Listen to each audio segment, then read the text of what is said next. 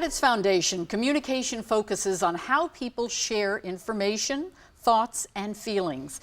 Edith Gendron with the Alzheimer's and Dementia Resource Center is here to share some simple tips for communicating with a loved one who has dementia.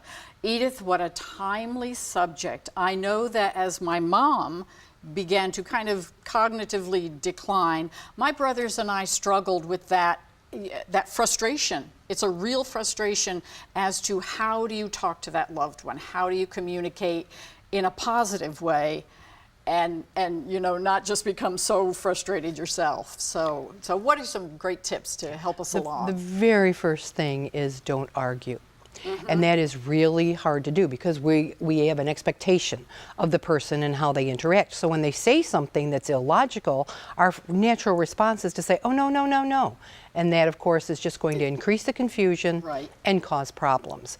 So it's called phenomenology. You step into the person's world. If mom wakes up and says, I've got to go to work, you don't say, no, mom, you haven't worked in 30 years. You say, well, you know, it's a really cold day out today. Perhaps, perhaps work is closed. Or you enter into her frame of logic. You change your language to make it more adaptable. It's more you change your version of reality and enter hers.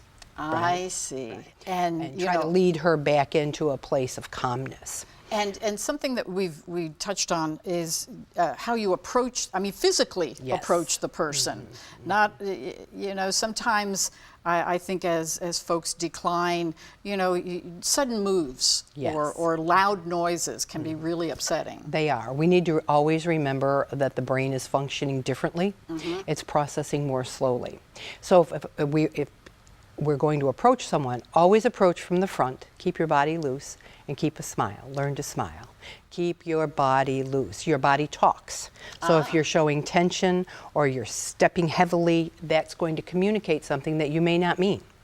Because that loved one picks up on that, that and agitation. Stop about as far away as we are and let the person focus on you and get a chance to say, okay, this is that nice lady. She might not remember that I'm her daughter, but this is that person that's kind to me, that's nice to me. And you're not threatened by it. I see. So those are some of the things you shouldn't do. Maybe other... You should never approach from behind. I'm not going to come up to someone and tap them on the shoulder. I'm going to make a big circle, come around front. Always approach from the front so they can see you coming. Oh, that's a really good tip.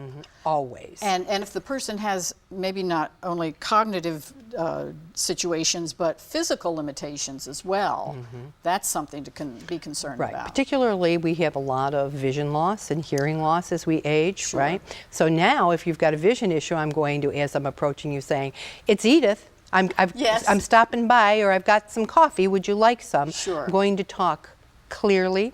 I'm going to recognize that the language my person uses is the type of language I have to use because that's how they understand.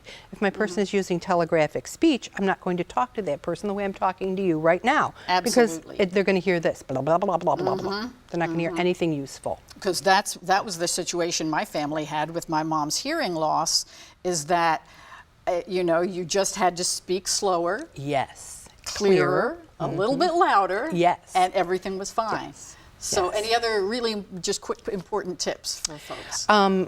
Use the language that they are using.